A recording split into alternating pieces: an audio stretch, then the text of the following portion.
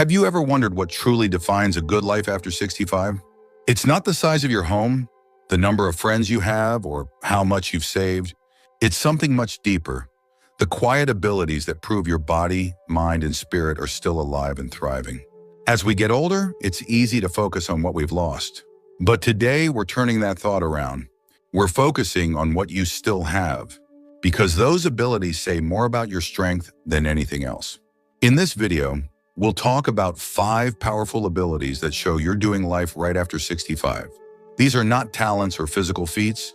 They're inner strengths, daily habits, and perspectives that many lose with age, but a few hold on to. If you still have these abilities, you're not just surviving. You're living proof that aging can be graceful, joyful, and full of purpose. Stay tuned until the end, because you might find that you already possess more of these abilities than you think. And if you do, take it as a sign you're doing life right, even if the world doesn't always say it out loud. Now let's get started. Number 1, the ability to adapt without bitterness. One of the greatest signs that you're living life right after 65 is your ability to adapt, to change, to adjust, to keep moving forward, without letting bitterness take root. Many people grow older and become trapped in the past, clinging to how things used to be. But if you can still bend without breaking, accept what life brings with calm instead of anger, that's true strength. Adaptability isn't about pretending everything is fine. It's about knowing that even when life shifts unexpectedly, health changes, loved ones move away, or the world feels faster than you remember, you can still find your place in it. The ability to stay flexible in mind and heart shows that your spirit is still alive and learning. Think of Barbara, a 73-year-old who lost her husband after 45 years of marriage.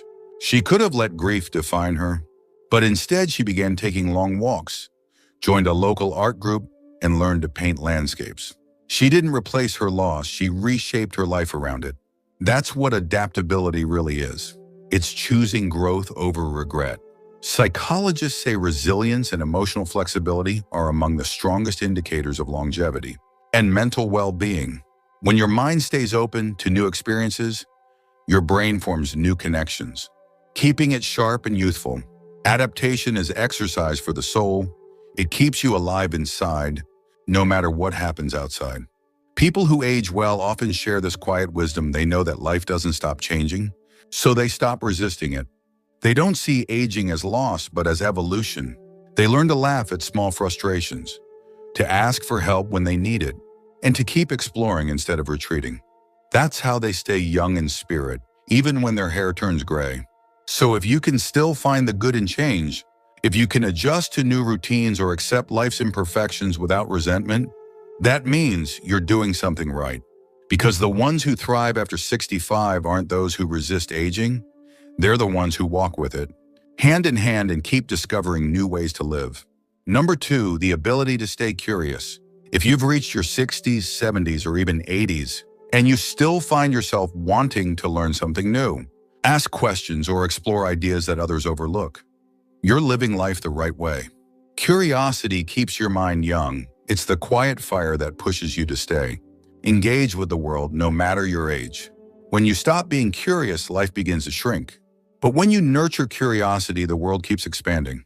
It gives you reasons to wake up with purpose, to read, to create, to ask why, instead of saying, I already know. That single mindset separates those who merely grow old from those who keep growing. Think about James, a 77-year-old who had never used a computer until last year. Most people his age were intimidated by technology, but he decided to take a free digital class at his local library. At first, he struggled to type an email. Now he watches online documentaries, sends photos to his grandchildren, and even writes down his life stories in a digital journal. Learning gave him back something priceless: confidence. Curiosity works like exercise for your brain. Every new thing you learn builds connections that keep your memory strong and your thinking sharp. Studies show that seniors who stay mentally active, whether through reading, puzzles, conversations, or trying new hobbies, are far less likely to experience cognitive decline. But beyond the science, there's a joy to it. It reminds you that you're still part of the world's rhythm, still learning, still alive. When you're curious, you don't just watch life happen, you participate in it. Whether you're taking an art class, learning a new instrument, or simply reading about something unfamiliar, you're feeding your soul. That hunger for learning proves you still believe in the future, and that belief is what keeps you alive inside. Even small moments of curiosity matter. Asking a grandchild about their favorite game, learning a new word, or exploring a new walking path. Each one stretches your world a little wider, and that openness radiates. People who stay curious are more interesting to talk to, more patient, and often more joyful. So if you still have the desire to explore, to question, to understand the changing world around you, take pride in that. You've kept one of the most vital human abilities alive, the hunger to grow. It's not just a sign of intelligence, it's a sign of life well lived. If you're still watching this video and finding these insights valuable, please comment number 2 below to let me know you're here. And if you haven't subscribed yet, I recommend you subscribe and turn on the bell so you don't miss any videos. Your support helps us continue creating good content to inform and inspire you. Now let's move forward.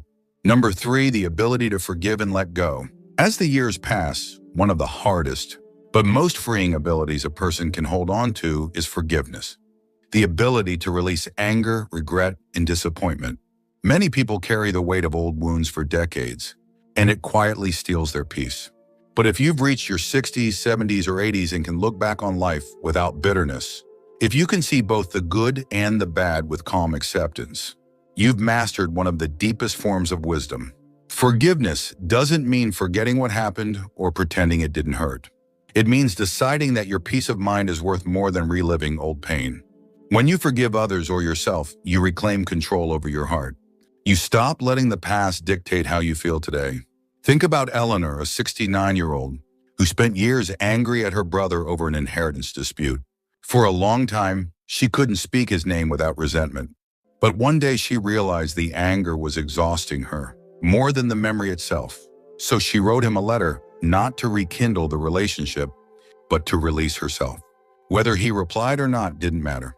What mattered was that she was free again. Holding on to anger ages you faster than time ever could. It drains your energy, clouds your thoughts, and locks you in a story that no longer serves you. But forgiveness softens you without making you weak. It clears space for joy, gratitude, and new beginnings. It allows your heart to stay light, your smile to come easily, and your nights to be restful. Even forgiving yourself is a mark of strength. Many older adults quietly carry guilt, mistakes in parenting, missed opportunities, words said in anger. But self-forgiveness is the bridge between the life you've lived and the peace you still deserve. You've done your best with what you knew at the time, and realizing that brings compassion, not just for yourself, but for everyone around you. Scientists have found that forgiveness actually benefits physical health too. It lowers stress, reduces blood pressure, and improves sleep quality. But perhaps the greatest benefit is emotional clarity.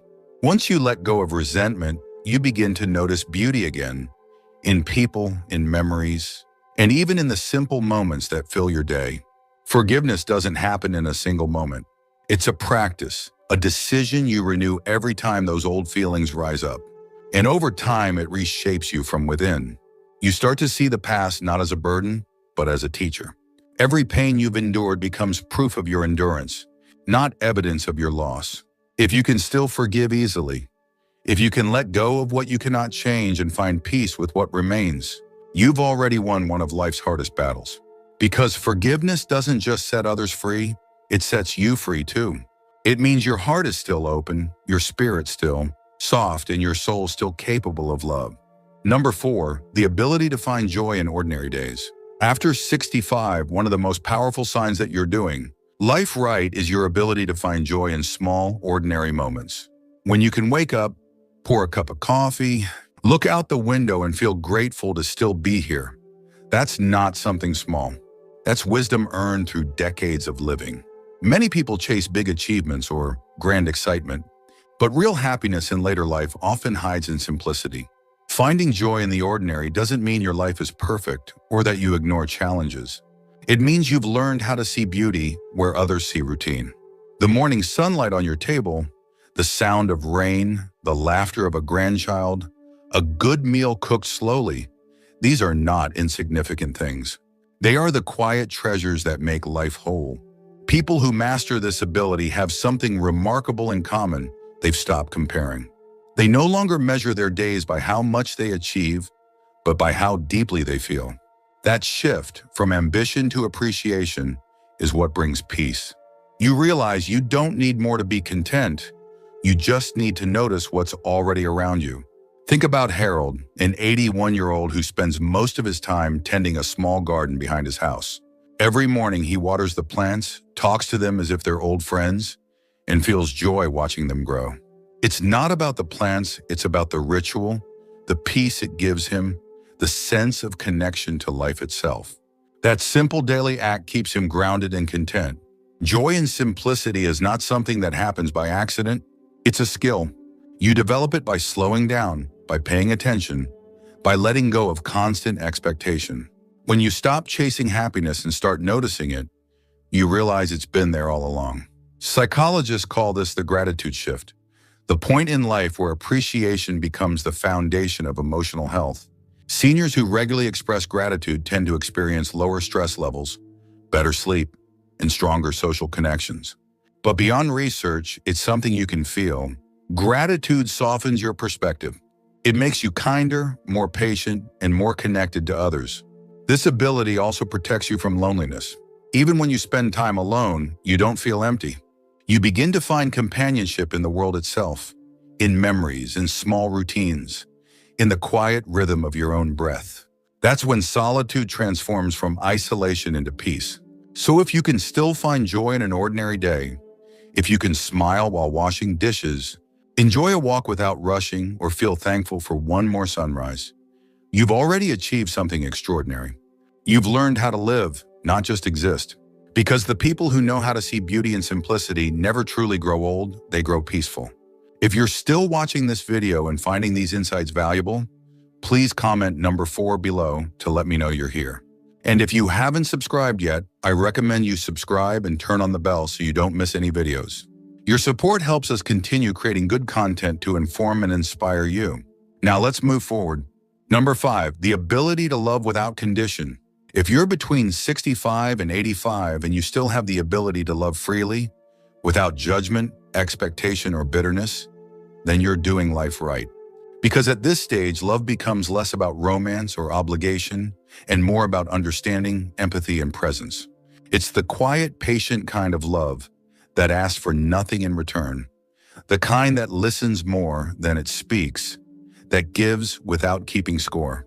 Many people reach older age and close their hearts out of fear of loss, disappointment, or rejection.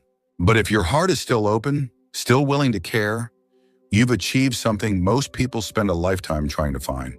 Love, in its purest form, isn't about youth or energy. It's about attention. It's sitting with someone and truly being there. It's showing kindness to strangers. It's forgiving faster, hugging longer, and speaking gently even when you don't have to. Think about Ruth, an 82-year-old widow who volunteers twice a week at a local community center. She says that helping others fills her heart in a way nothing else does. She lost her husband years ago, but instead of letting loneliness harden her, she decided to keep giving love wherever she could. Love doesn't disappear when people do, she once said. It changes shape. That wisdom sums up what love after 65 really is. It's softer, steadier, and infinitely more powerful. The ability to love unconditionally also changes how you see the world. You stop dividing people into good or bad and start understanding that everyone is just trying to do their best with what they have. You start to see pain behind anger, fear behind criticism, and sadness behind distance. That understanding doesn't make you naive, it makes you compassionate. And here's something science confirms: seniors who maintain close emotional connections, whether with friends, family, or even pets, tend to live longer, heal faster, and experience lower rates of depression. Love in its simplest form is medicine for the soul.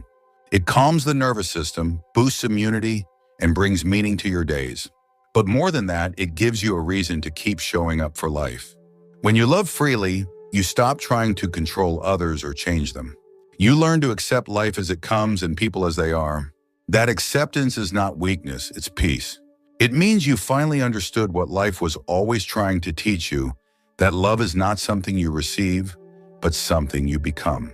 So if at this age your heart still knows how to care, to forgive, to show kindness, and to give warmth without expecting anything back, you've done something truly right.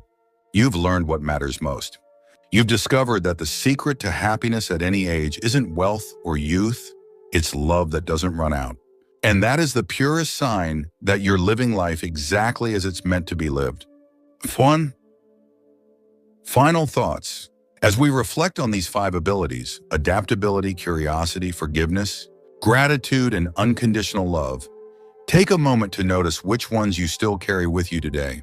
Maybe you've learned to adjust to life's changes with calm, or perhaps your curiosity still pushes you to learn something new every day. These are not small things, they are the foundation of a life lived with meaning and grace. Aging is not about losing your ability